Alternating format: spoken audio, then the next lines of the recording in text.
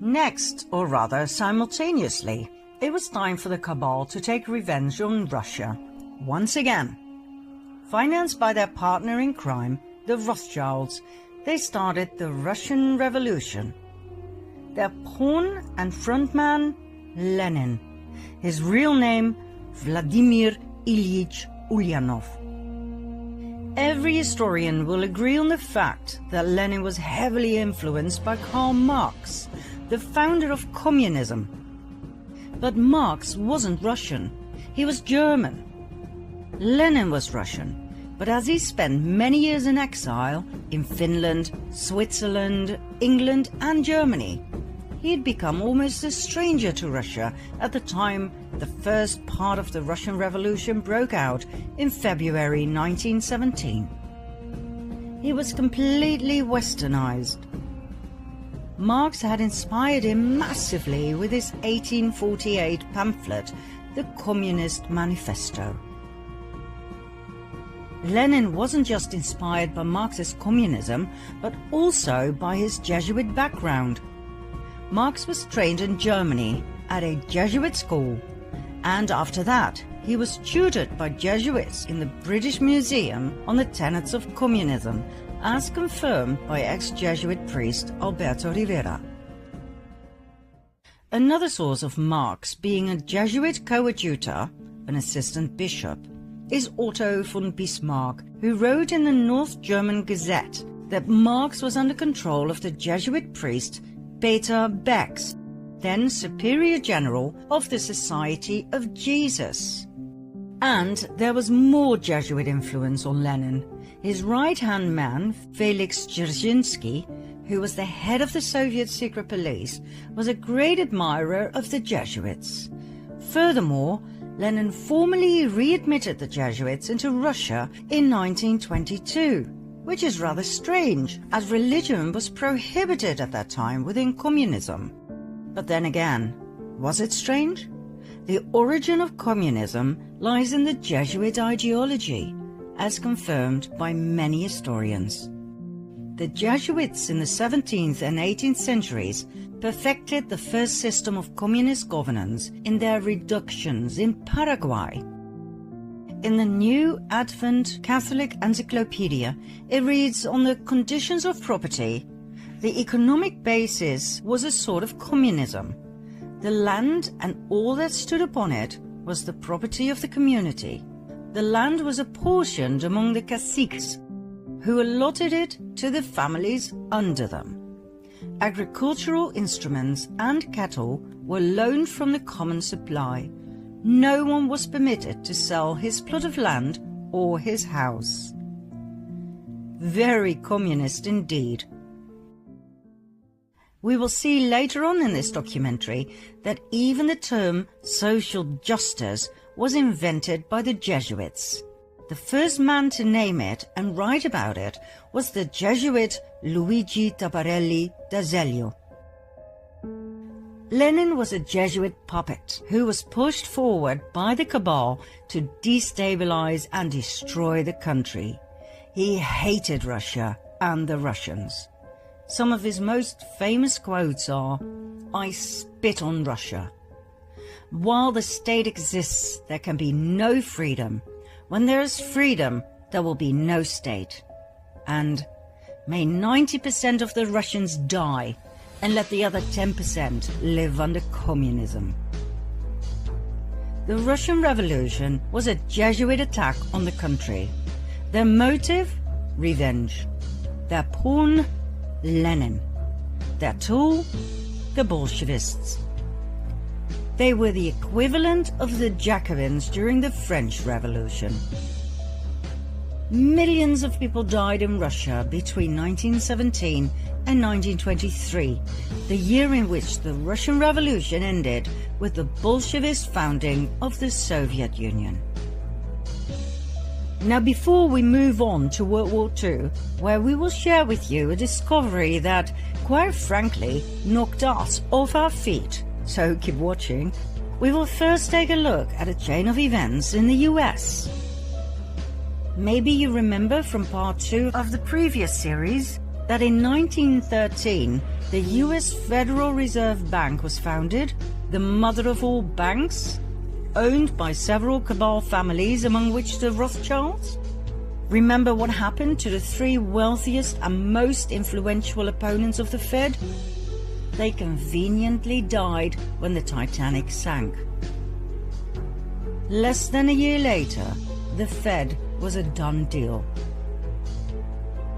In the US at that time, about 21,000 banks did not yet fall under the jurisdiction of the Fed. That was, and still is, an absolute lethal thing to do. One might as well commit suicide, as history has proven over and over again, worldwide. In 1914, World War I started, 1 year after the establishment of the Federal Reserve. Between 1914 and 1919, the Fed doubled the money supply, causing a nationwide increase in lending. In 1920, it shrank the money supply, and 5,500 competitor banks went bankrupt. They were bought by the Fed for next to nothing. Between 1921 and 1929, the Fed increased the money supply again. Loans were everywhere. But on October 23, 1929, 2.6 million shares were sold in a frenzy. By whom? Not that hard to guess. The next day, on October 24 at 9 a.m., Wall Street was closed, and the moneymakers who had gathered outside slowly started to realize in a state of shock what had happened. Loans were called in. Investors were forced to sell their shares. This event became known in history as the Wall Street crash.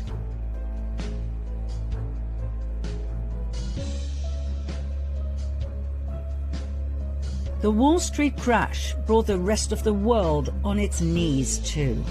16,000 competitive non-Fed banks went bankrupt. They too were bought for next to nothing. It was called the greatest robbery in history.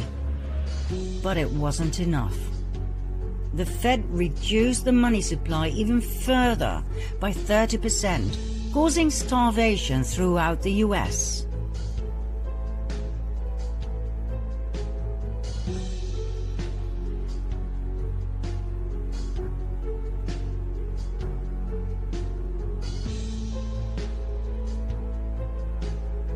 The Rothschilds had done what they had successfully been doing since the French Revolution, manipulating the stock market at the expense of the people to further increase their wealth and power.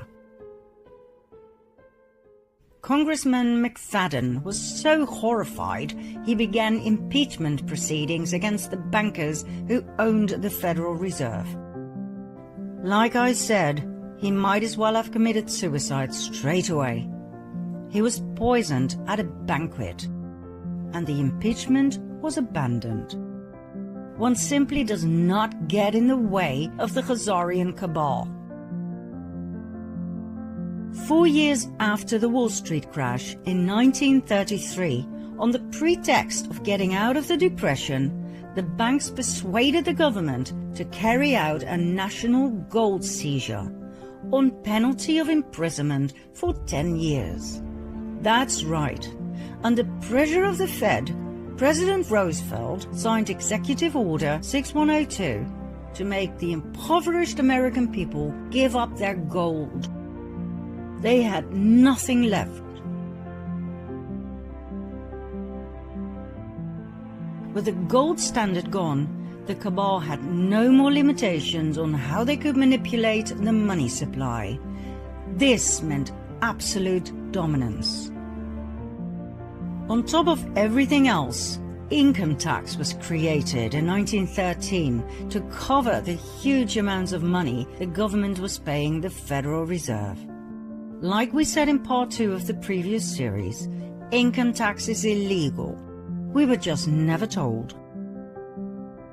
One of the dire consequences of the Wall Street crash was that the Fed called in all international loans. country that was the worst affected was Germany. After World War I, the country had to pay reparations to the victims, for which it desperately needed the loans, as well as for rebuilding the country and the economy. When the Fed called in their loans, the German economy collapsed.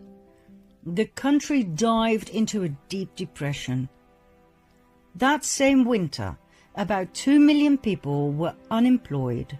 Less than 3 years later, that number had tripled, meaning a staggering unemployment rate of 40%. The government's expenses to support these people went through the roof. The Chancellor cancelled unemployment support in a desperate move, which made things even worse. More chancellors came and went. Nobody knew what to do with this mess.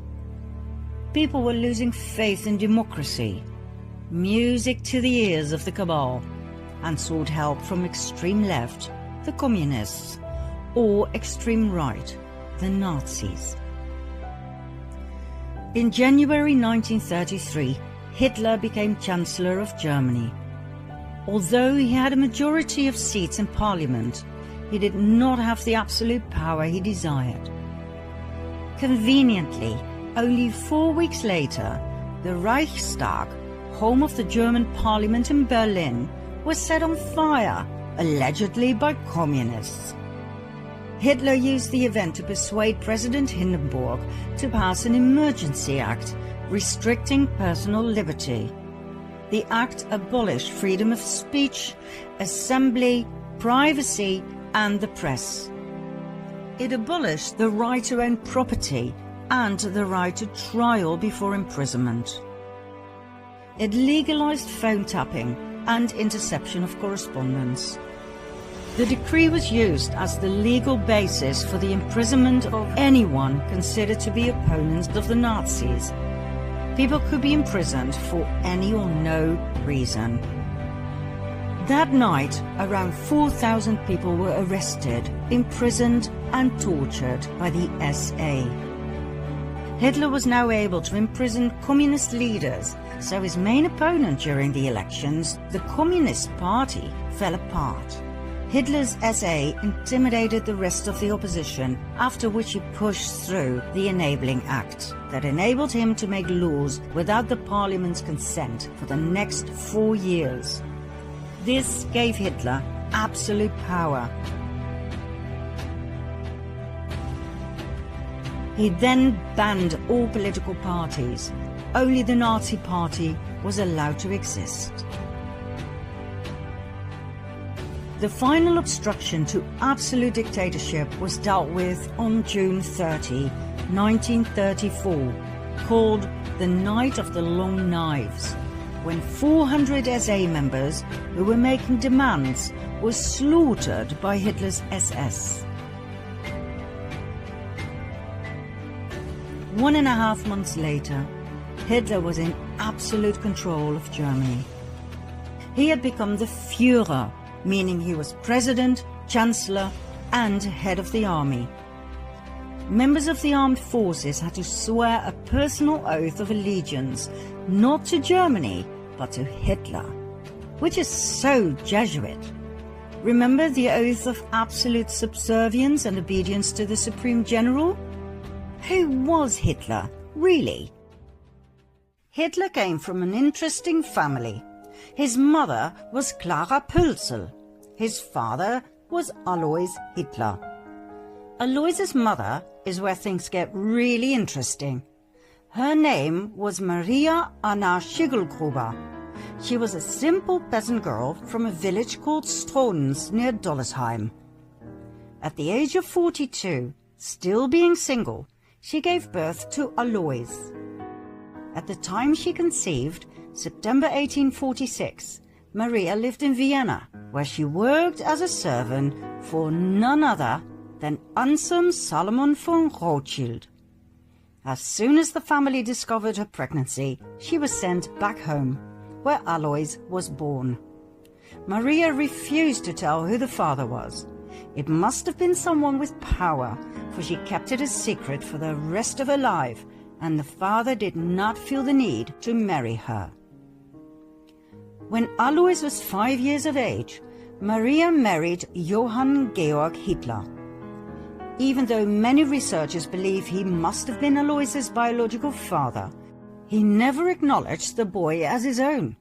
It wasn't until Alois was 40 years old when he suddenly changed his surname from Schickelgruber to Hitler. Why wait so long if he was truly Hitler's son? That doesn't make sense at all.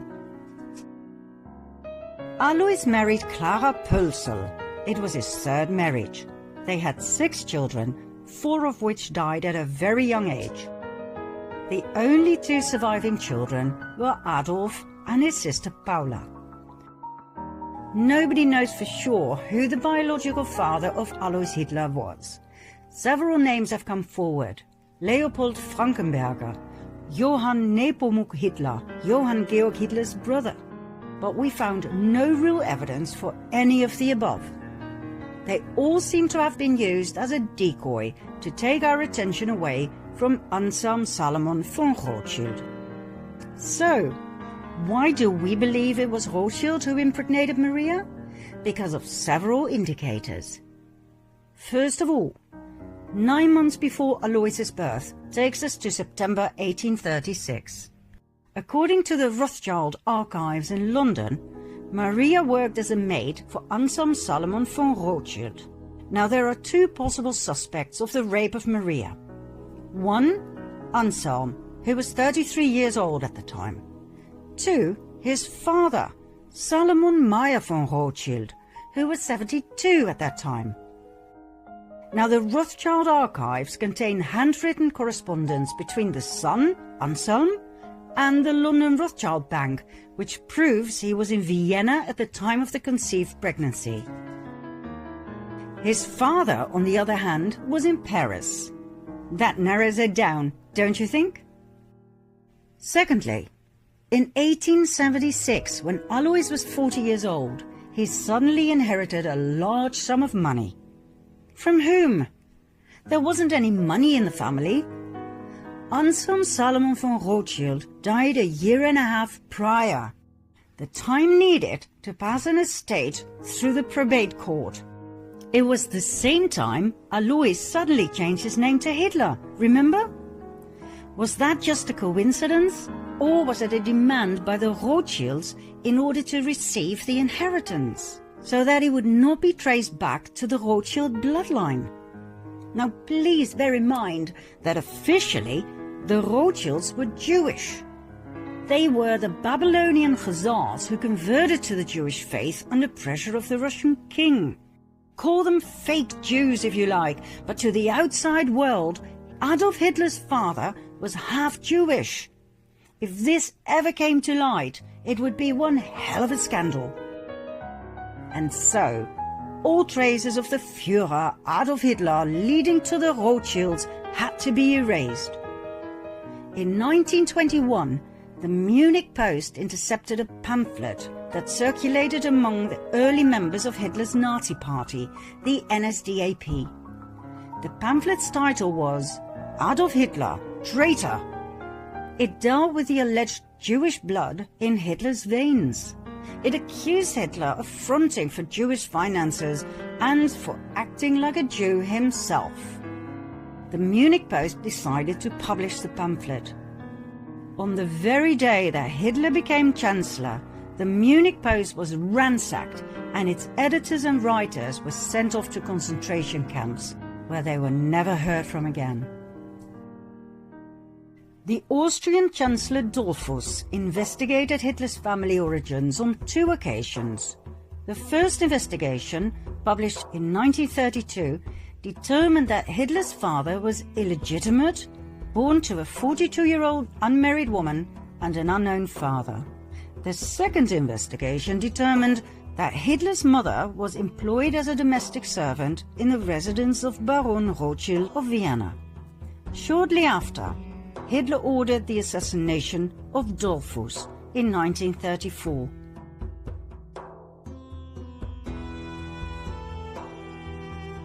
Adolf Hitler once told his nephew, William Patrick Hitler, These people must not know who I am. You must not know where I come from and which family I'm from.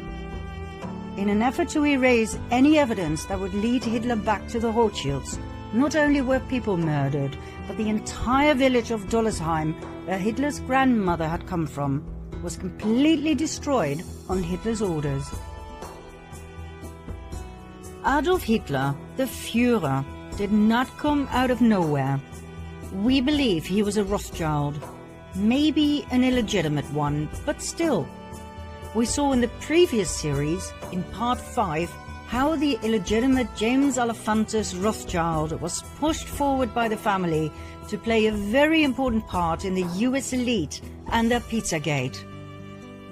Well, Adolf Hitler too was pushed forward the same way to influence the outcome of yet another Cabal war.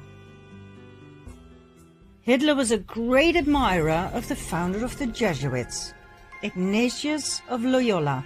He said, "I learned much from the order of the Jesuits. Until now, there has never been anything more grandiose on the earth than the hierarchical organization of the Catholic Church. I transferred much of this organization into my own party." Hitler called Heinrich Himmler, the inventor and organizer of the Holocaust, the Reichsführer of the SS, and compared him to Ignatius of Loyola.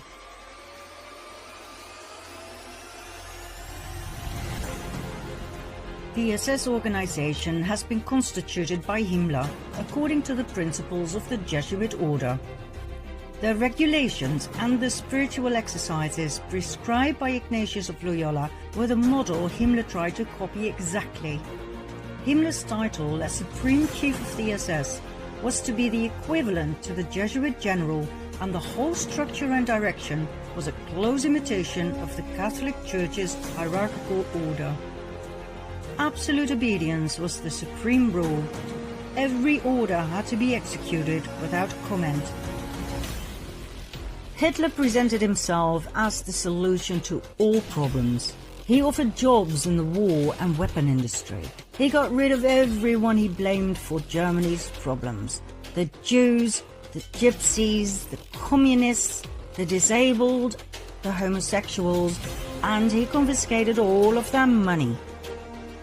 Hitler was supported by a highly efficient propaganda machine led by SSer Joseph Goebbels, who brainwashed the German people into believing that Hitler was some sort of a messiah and that the Jews were the cause of all evil.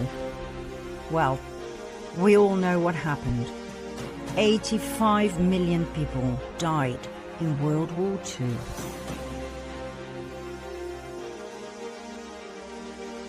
But the cabal wasn't done just yet.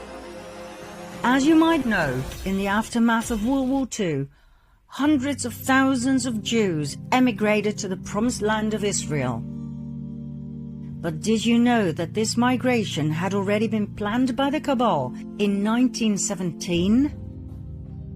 22 years before World War II even started, Palestine was given away, literally, by Arthur James Balfour, Foreign Secretary of the United Kingdom, on behalf of the British government.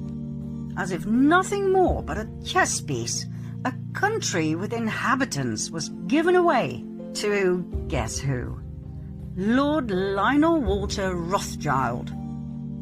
But wait a minute, 1917? The First World War hadn't even ended yet. So how on earth could they be talking about a home for the Jews? The Jewish genocide hadn't even started yet.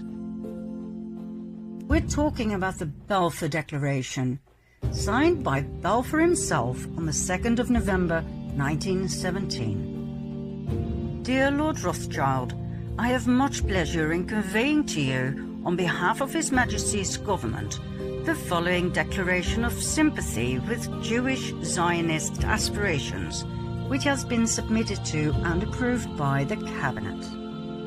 His Majesty's government view with favour the establishment in Palestine of a national home for the Jewish people, and will use their best endeavours to facilitate the achievement of this object, it being clearly understood that nothing shall be done which may prejudice the civil and religious rights of existing non-Jewish communities in Palestine, or the rights and political status enjoyed by Jews in any other country.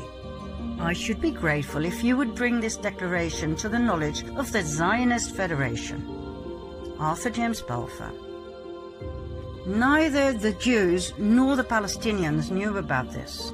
It was yet another brilliant move of nothing but chess pieces by the Cabal. What was presented as a benign action in favor of the Jews was, once again, a divide and conquer strategy. It could only end in yet another war, this time between Jews and Palestinians.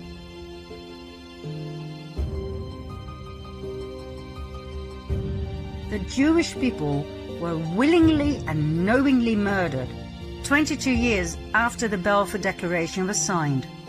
Why? Because the Rothschilds and the other Cabal families had but one focus: Jerusalem. It's not by chance that so many family members have Solomon in their name. The Temple of Solomon, Temple Mount, and therefore the land of Israel was their main priority.